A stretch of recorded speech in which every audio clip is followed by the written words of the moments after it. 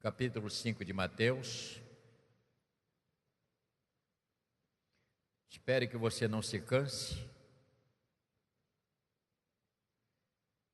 porque às vezes a pessoa, eu conheço esse texto todinho. Também conheço. Já li várias vezes. Mas é o único livro que você não se cansa e todas as vezes que lê, tem uma revelação nova. Livro de escritores comum, você pode ler, vai ser sempre a mesma coisa, mas quando você lê a Bíblia, mesmo um texto que você conhece, se você ler com sentimento de ouvir a voz de Deus, Deus te revela. Porque este livro não é um livro qualquer, é o livro do coração de Deus. É o coração de Deus através da literatura da Bíblia. Então, quando você lê, você tem essa sensação, é Deus falando, é Deus me mostrando o caminho, é Deus me alertando, é Deus querendo o meu melhor para a minha vida. Vamos então acompanhar a leitura, capítulo 5, amor ao próximo. É o último parágrafo do capítulo 5. E nós vamos comentar um pouquinho sobre isso. Ouviste o que foi dito? Amarás o teu próximo e odiarás o teu inimigo? Eu, porém, vos digo: amai os vossos inimigos e orai pelos que vos perseguem, para que vos torneis filhos do vosso Pai Celeste. Porque Ele faz nascer o sol sobre maus e bons, e vir chuvas sobre justos e injustos. Porque se amardes os que vos amam, que recompensa tendes? Não fazem os publicanos também o mesmo? E se saudardes somente os vossos irmãos, que fazeis demais? Não fazem os gentios também o mesmo? Portanto, sede vós perfeitos, como perfeito é o vosso Pai Celeste. Oremos. Nosso Deus e Pai, é com temor que nós abrimos a Tua palavra, e também com amor, em poder receber do Senhor esta manhã a palavra do Senhor. Abençoa aqueles que já sabem muito, aqueles que estão aprendendo e aqueles que não sabem, que esta palavra possa ajudar. Mas acima de tudo, Senhor, que possamos ter um coração aberto, um coração livre, sem um pé atrás, que possamos nos entregar para ouvir o que o Senhor tem para esta manhã. Esta é a minha oração, no nome de Jesus. Amém. Podeis sentar.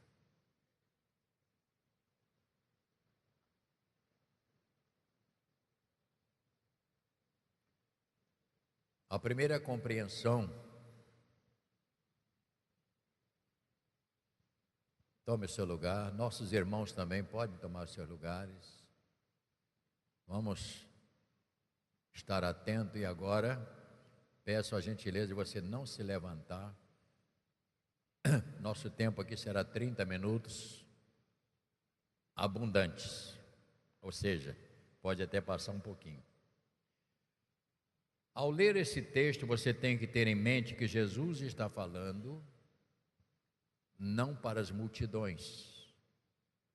Agora Ele está com uma fala para os seus discípulos e apóstolos, para darem a eles a orientação do procedimento que eles devem ter, porque você descobre que todos eles vêm de uma cultura dos hebreus, vêm de uma cultura da lei, e o Senhor agora está mostrando para eles que não funciona desta maneira para eles, que agora estão andando em outra direção. Um novo Senhor está ocupando o coração.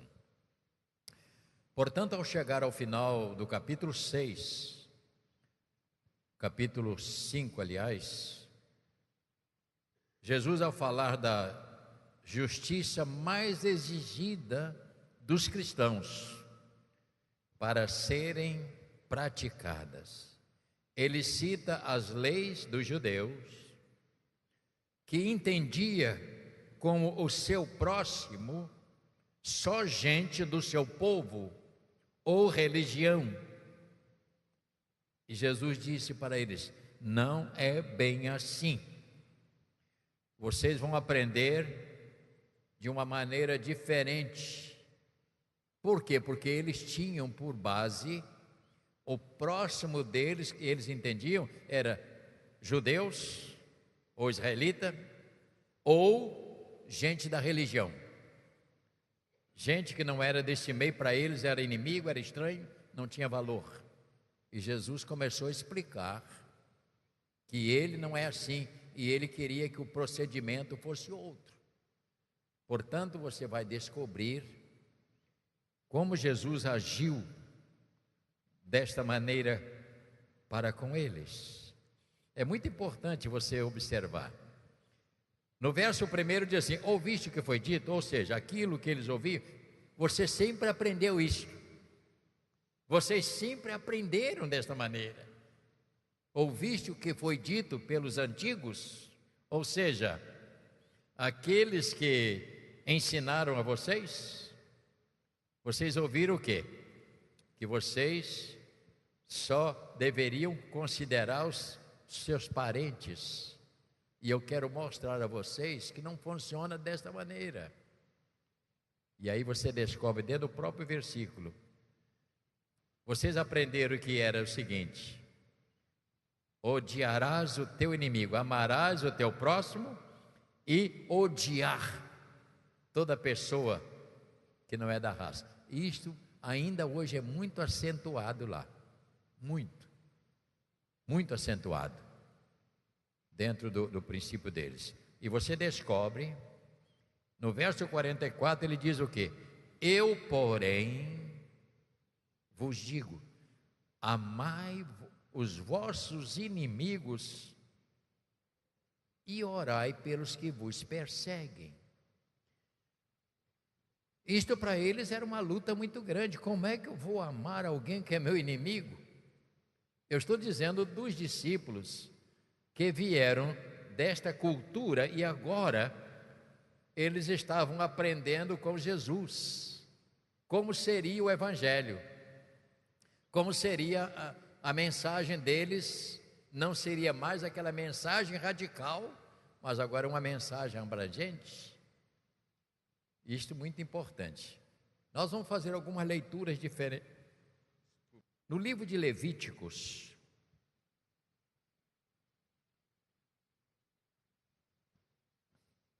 no capítulo de número 19,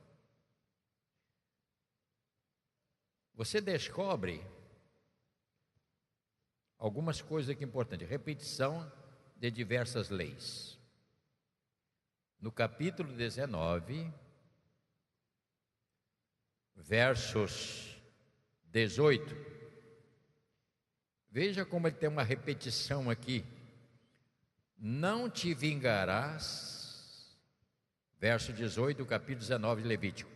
Não te vingarás, nem guardarás ira contra os filhos do teu povo, mas amarás o teu próximo como a ti mesmo.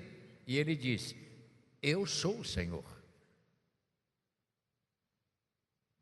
Senhor Deus falando para ele: eu é que sou o Senhor, não são as leis. Eu é que sou o Senhor, que estou te dando uma nova visão. Estou te mostrando algo diferente, que vocês não conheciam. Então você diz, você observa, e ele continua dizendo: Não cortareis o cabelo. Não é isso que diz aqui? Não, pulei aqui, deixa eu ver. 19. Onde está você? Aqui 19. Aqui 18, 19. Verso de número: se alguém se deitar com uma mulher, se for escrava e desposada com outro homem, e não for resgatada, nem se lhes houver dado liberdade, então serão açoitados, não serão mortos, pois não foi libertada. E ele aqui fala de diversos princípios que são importantes. Volte um pouquinho no verso de número 11.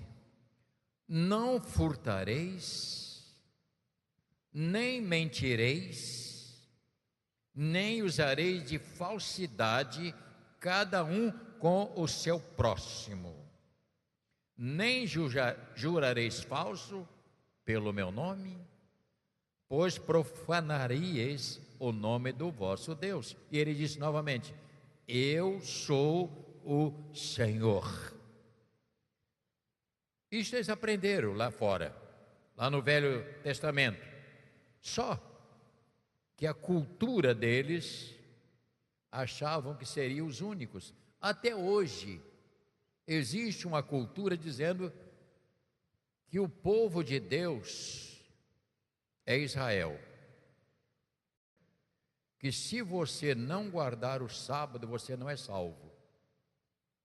Que quando Jesus vier, só vai levar aqueles que guardam o sábado. Olha que legalismo. A pergunta é: a quem que Jesus veio salvar? Você conhece? A quem? Então entra em choque com a palavra.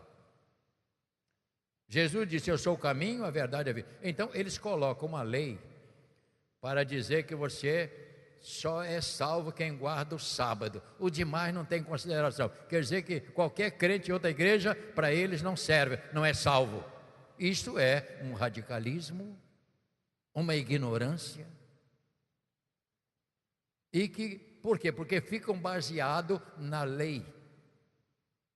Eles esqueceram e vivem ainda trancados na lei. Isto tem afetado a muita gente. Palavras bonitas, leves, conhecedores da Escritura, nós não negamos. Mas na verdade, a hora que você começa a entender, porque o problema de Jesus aqui foi que ele estava falando com uma turma que vem deste princípio da lei. Ele disse: vocês não vão poder ser dessa maneira. Você aprendeu que tem que amar o seu próximo, vocês, e odiar os inimigos. Mas Jesus não veio para odiar, ele veio para salvar. Porque o Filho do Homem veio salvar o que se havia o quê? Perdido. Não é discussão, não vou discutir nem entrar em detalhes, eu estou dizendo o que a Bíblia diz. Segundo aspecto, é de grande importância para nós trazer estes valores. Para quê? Para alinhar a nossa vida dentro do padrão bíblico. As leis de Moisés, no governo passado, no Velho Testamento, as leis dadas por Jesus no Evangelho, é para o governo da igreja. No passado, Moisés, as leis era para enquadrar, porque não havia nenhum princípio. E aí você vai descobrir lá, não fazer isso, não fazer aquilo, era uma disciplina. Mas com a vinda de Jesus, mudou o contexto. Ele diz, as leis foram dadas por Jesus no Evangelho. Para quê? Que ele botou estas leis, as quais nós lemos aqui, no capítulo 5, os versos primeiros. Bem-aventurado isso, bem-aventurado, bem-aventurado, bem-aventurado. Por quê? Porque esta é uma lei para a regência da igreja, dos cristãos. Os princípios. E você sabe que nós temos essa dificuldade muito enraizada.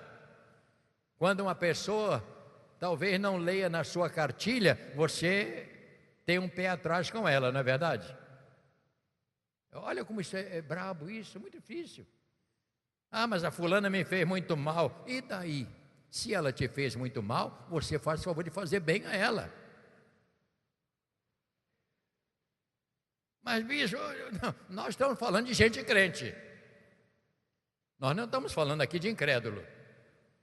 Porque incrédulo é olho por olho, dente por dente.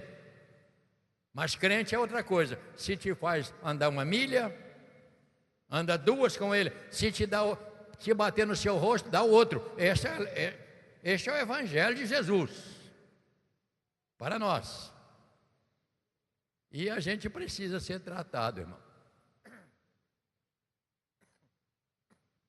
Porque se você agir com a mesma moeda, você vai acabar sendo um assassino.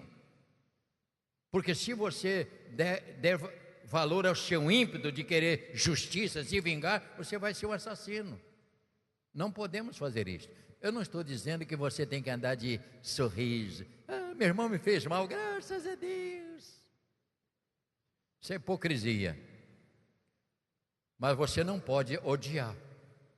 Você não pode manter aquela pessoa. Não, é assim que funciona. A não ser que o Evangelho ainda não desceu, ainda está engasgado, não desceu para o coração. Terceiro aspecto, vamos observar que o Senhor Jesus, Ele fala que a prática do amor é como o amor de Deus, que deu chuva. Você já imaginou agora? Vamos pensar um pouquinho. Já imaginou se Deus só desse sol e chuva para os crentes? Já parou para pensar isso? No entanto, Deus dá chuva e sol para gente que não quer nada com Deus. E Ele dá. Você vai na mesa dele, tem arroz, tem feijão, Deus dá. Por quê? Porque Ele é o amor.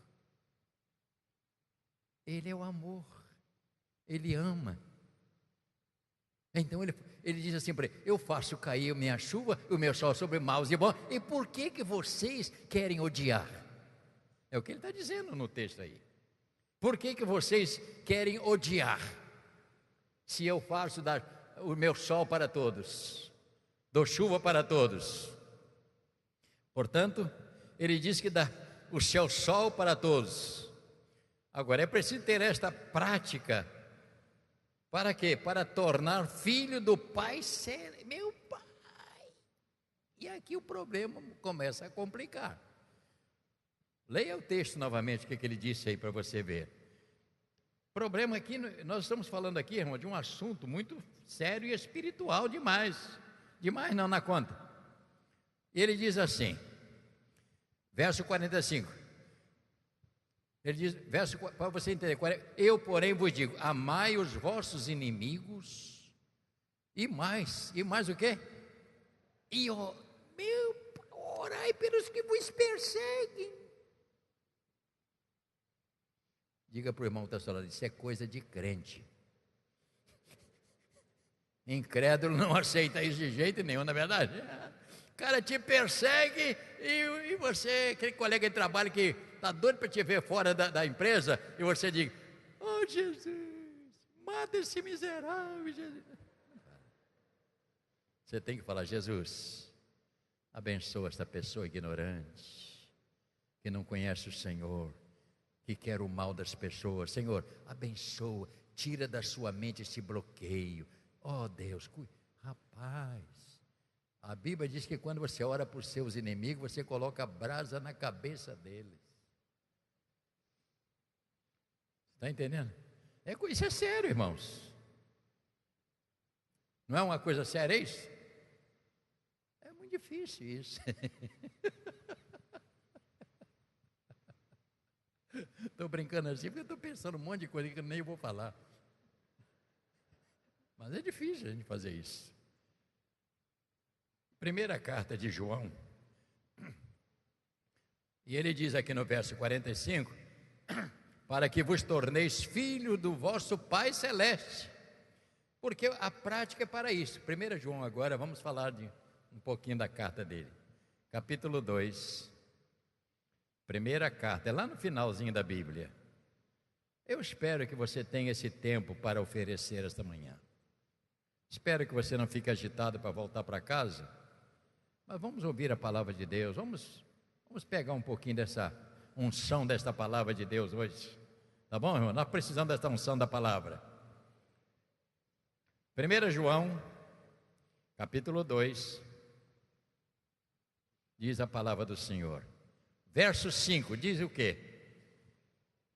Aquele, entretanto, que guardar a sua palavra, nele verdadeiramente tem sido aperfeiçoado em quê?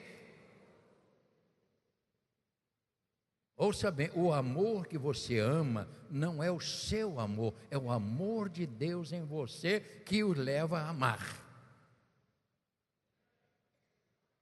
Você me ouviu bem? Dá uma olhada mais uma vez no versículo 5. O que diz? Aquele, entretanto, que guarda a palavra do Senhor, nele verdadeiramente tem sido aperfeiçoado o quê? O amor de Deus. Então você, quando faz isso, não é o seu amor, é o amor de Deus. A Bíblia diz que o amor de Deus nos constrange. Não fecha a Bíblia não, ainda tem mais aqui para você, para mim também. Capítulo 4, do mesmo livro, verso 12.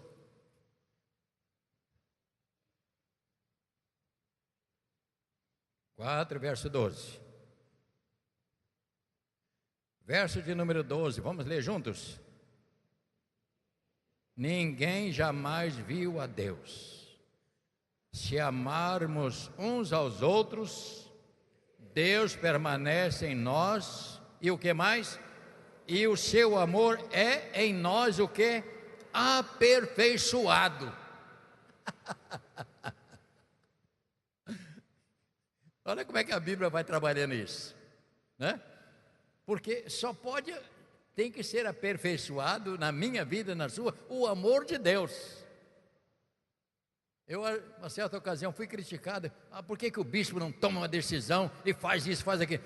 Eu não posso, porque se o bispo tomar a decisão, eu sou bom no gatilho. Não, é verdade, eu sou bom nisso aqui. Sei puxar arma. Não tem, mas eu sei puxar. Mas se eu deixar o meu ímpeto, horrível. Você está entendendo o que eu estou dizendo? Não posso. Eu não posso fazer isto. Isso é muito sério, irmãos. Muito sério. Verso 17 e 18. Mesmo capítulo 4. Leia comigo. Nisto é em nós aperfeiçoado o amor. Para quê? Para que o dia do juízo mantenhamos confiança, pois segundo ele é, também nós somos neste mundo. Verso 18, leia. No amor não existe medo.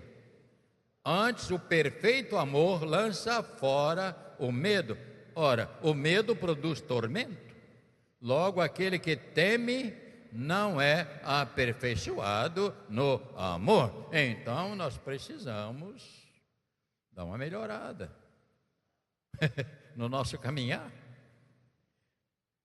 É preciso ter esta prática para sermos filhos do Pai Celeste. Jesus veio ao mundo, é a expressão do amor. Qual é a expressão do amor de Deus neste mundo? É Jesus. Preste atenção. A expressão maior do amor de Deus neste mundo não é porque Ele não te dá uma casa, não é porque Ele te dá carro, não é porque... A expressão do amor de Deus é Ele sacrificar o seu próprio filho, porque era o único que podia fazer isto. Se isto não é amor, nós estamos longe. Este é o amor. Ele dá seu próprio Filho para nos resgatar para Ele. Porque se o Filho não fizesse isso, irmão, nós íamos bater na porta do inferno. Sem dúvida, nós iríamos bater na porta do inferno se não fosse o amor de Deus. E quanta gente vai bater na porta do inferno porque rejeita o amor de Deus, não quer saber nada de Deus, porque não querem submeter-se a Ele. Portanto, o tema disto aqui é perfeição. Você pode descobrir que no texto, está falando aqui sobre perfeição, transcendente do amor de Deus, é vista na prática destes princípios lindos, o amor. Preste atenção, e quando você é mergulhado neste amor, nós navegamos sobre estes princípios, a nossa vida espiritual é alimentada pelo Espírito de Deus. O que nos alimenta é o Espírito de Deus, que intercede por mim e por você com gemidos inexprimíveis. Isso é muito sério, meus irmãos. Santos irmãos, isso é muito sério. Portanto, voltando a dizer, a prática deste princípio lindo, que é o amor, que você ama mesmo pessoas que você sabe que não merece, mas quem tem que fazer essa avaliação não é você, é Deus. Não é você que vai fazer a avaliação, mas fulano não presta. Isso não é problema seu, isso é de Deus. Você não pode fazer esse julgamento, que fulano é isso, que fulano é aqui. Isso aí você não tem autorização para fazer, nem autoridade. Não é você que vai falar isto. Portanto, a prática deste princípio lindo, o amor, navegando sobre estes princípios, a nossa vida espiritual é alimentada pelo Espírito Santo, que nos guia a toda a verdade, que nos consola, que nos conforta, que nos anima. É através do Espírito. E quem não navega, eu gosto dessa palavra navegar, né? Dentro do Espírito de Deus. Eu quero avançar um pouquinho com os irmãos, tenha paciência só. Assim como o Senhor dá chuva, sol aos bons e maus, Ele certamente vai conceder a todos os que buscam ter uma vida justa, piedosa, dotada destes princípios, ele se tornará um homem perfeito e justificado para Deus. Vamos pensar sobre isso. Você já imaginou o apóstolo Paulo? Você parou para ver? Paulo nos dá uma lição enorme. Mas quem era Paulo antes de conhecer o Senhor? Paulo era um homem perverso. Não, presta atenção, não perverso pelo seu íntimo, mas ele era perverso pelas leis que foram implantadas dentro do seu coração, porque ele era um homem zeloso, ele aprendeu, e ele foi informado que ele deveria procurar todos os crentes e passar o cerol, prender, maltratar homem e mulher. O texto diz isto, não é isso que diz o texto? Mas quando o amor de Deus invadiu o seu coração, até de uma maneira que ele não queria, porque o texto diz que ele caiu com a cara no chão, cego, e ele faz aquela excelente pergunta: quem és tu, Senhor? Ele diz: eu sou aquele Jesus que você está maçando meus irmãos, maçando os meus filhos. Eu sou Jesus, e você está fazendo mal à minha geração. E Paulo disse, mas ele diz: quem és tu para que eu creia? E ali houve o quê? Uma transformação. E nesta transformação, saiu de dentro dele aqueles princípios, os quais ele aprendeu. Tirou dele, o amor de Deus invadiu a sua vida e ele passou a ser o homem segundo o coração de Deus, no contexto. Eu fiquei pensando sobre esse aspecto. Como é que você era antes de ser crente? Você já parou para pensar em você? Não, o pastor era muito bonzinho, não precisava nem de Jesus. Prega mentira para mim não, que eu não acredito. Você não prestava não, diga para o irmão, você não prestava não, meu irmão. Hoje você, diga para ele assim, hoje você tem essa cara de santinho ou santinha, mas você não era assim não. Essa aqui nem falou, né? Né? Está pensando que Luiz Carlos é essa belezinha? Deus é bom, sou mandado. Você pensa que ele era issozinho? Tá. Você pensa que esse baiano aqui era mole? Pastor Alino é baiano. Você está pensando que o pastor Otávio é essa seda? Roqueiro, com cabelo comprido nas costas? Deus transforma, meu filho. Deus muda. Aleluia. Quando Deus entra no coração, meu irmão, o amor dele é derramado. Vai me lembrar de um escuro de 1,90 m, marginal. Não terminei não, hein? E ele, um dia, a polícia encontrou com ele à noite, vinha, cercou, botou a padrinha aqui. Não, eu agora eu sou de Jesus. 1,90 m, grandão. Que é de Jesus? Canta uma música da igreja então que eu quero ver. Eu sou uma florzinha de Jesus.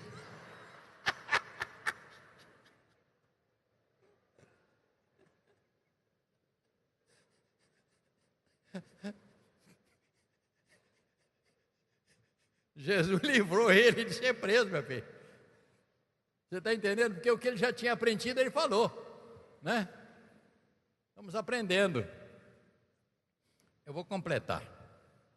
Ainda falta um pouquinho mais aqui, mas está bem. Filipenses capítulo 3.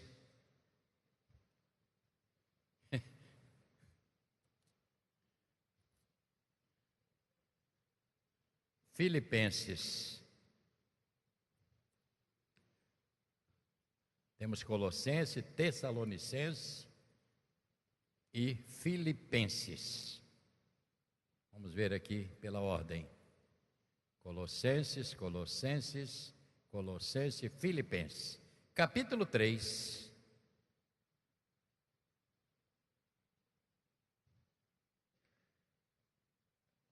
Vamos ler esse texto. Vamos ler? Já encontrou? Todos encontraram? Vamos ler esse texto. Paulo dizendo assim: a soberana vocação, não que eu tenha já recebido ou tenha já obtido a perfeição. Olha que coisa fantástica. Paulo, este santo de Deus, com essa expressão, olha o que ele diz: não que eu tenha já recebido ou tenha já obtido a perfeição, mas prossigo para conquistar aquilo para que o que também fui conquistado por Jesus. Ele diz no verso 13: irmãos, quanto a mim, não julgo havê-lo alcançado, mas uma coisa faço. O quê? Esquecendo-me das coisas que para trás ficam e avançando para as que diante de mim estão. E ele, verso 14, leia: prossigo para o alvo, para o prêmio da soberana vocação de Deus em Cristo Jesus. Todos, pois, que somos perfeitos, tenhamos esse sentimento. E se porventura pensais de outro modo, também isto Deus vos esclarecerá.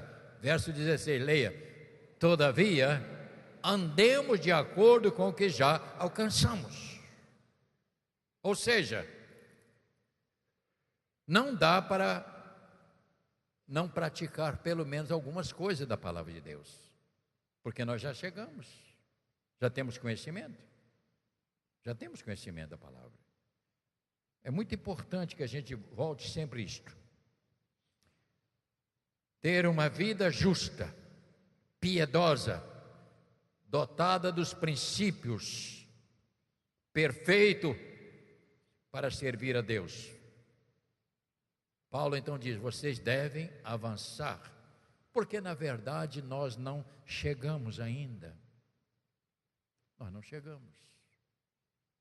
Há uma jornada pela frente, há um caminhar. Cada dia, como diz a irmã Maria Pimenta, nem sei se ela está aí, ela diz que cada dia matava o gigante, matou até o marido morrer. É verdade, não foi verdade? Ela diz que aturar aquele velho era horrível, mas como Deus é bom, este ano ela livrou de matar gigante. Mas ela disse: eu mantenho o meu casamento matando cada dia um gigante. Interessante, parece uma palavra boba, mas não é. É uma palavra séria. Para poder manter o casamento, ela disse que matava um gigante diário. Com isto, irmãos, vamos fazer agora, para terminar, uma reflexão. No início deste capítulo, o Senhor recomenda como felicidade. Volta para o capítulo 5, no início. Ele começa a falar aqui de felicidade. Não é isso que está no primeiro capítulo? Capítulo 5. O que ele diz? No início, vamos lá. Ele começa com felicidade. No verso de número 3, bem-aventurados humildes, porque deles é o reino dos céus. Bem-aventurados que choram, porque serão consolados. Bem-aventurados os mansos, porque herdarão a terra. Bem-aventurados que têm fome, porque serão fartos. Bem-aventurados misericordiosos. Bem-aventurados limpos de coração, porque verão a Deus. Bem-aventurados pacificadores, porque serão chamados filhos de Deus. Bem-aventurados perseguidos, porque dele, aqui está só felicidade. Então você descobre que o versículo termina e inicia com felicidade, mas ele termina com outra expressão. Ele termina com perfeição. Olhou o texto no início? Bem-aventurado, sempre felicidade, né? Mas não basta só felicidade. Você veja o que ele termina no versículo último do capítulo 5. Sede perfeito. Não basta só fazer isto. Perfeição é o alvo, é o que ele determinou para fechamento deste capítulo. Esta é uma reflexão. Primeiro, verso 21 a 26 fala de pacifismo. Aquela pessoa que é pacífica, aquela pessoa que não gosta de comprar briga, vive uma vida diferente. Verso 27 a 30 fala de pureza. Tudo no capítulo 5 fala de pureza. E aqui tem os versículos, se você quiser ver. Terceiro, ele fala de harmonia. Verso 31 a 32. Está escrito na Bíblia, né? Vê lá 31 a 32 o que diz depois. Quarto, ele fala de honestidade. 33 a 47. É isso? Olha o que ele fala aí. E ele termina com bondade, 38 a 42. E ele depois fecha então 43 a 48 com amor. Você vê que tem 6 parágrafos aqui dentro desse capítulo, extremamente importantes, que são conselhos para a minha vida e para a sua vida. É para o nosso crescimento, é para o nosso andar com Ele. Louvado seja o nome do Senhor. Que a graça do Senhor repouse sobre o seu coração, repouse sobre a sua mente, E que o Senhor te dê alegria e graça para praticar a palavra, praticar esses princípios, para enriquecer a sua alma com Ele. É a minha oração. Em nome de Jesus. Vamos ficar de pé, queridos.